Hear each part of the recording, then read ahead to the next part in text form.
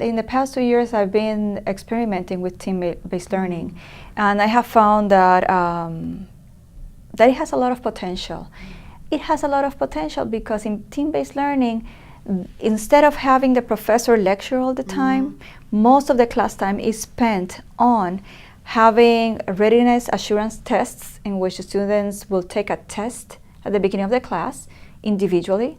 Then they will take the same test as a team, in permanent teams, and then the rest of the class would be used. First, I would do probably a small lecture on building up what they read or addressing issues they had, and then I would give them an application project. What I like about it is that they are the producers of history, of producing the story, answering the problems that they see. I can give them a problem, and here are the documents. What do you see? What is your interpretation?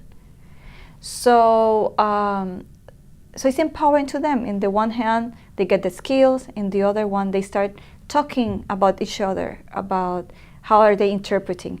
Therefore, the way historians are doing history is more in tune with the way we're teaching history.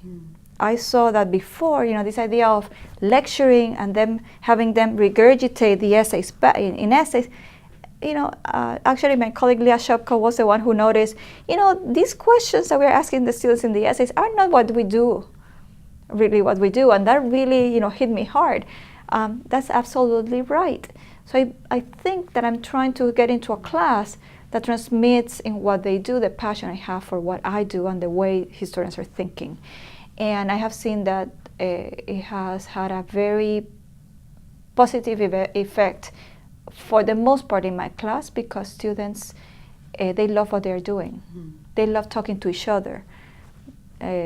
So they say that the class goes in a blink of an eye.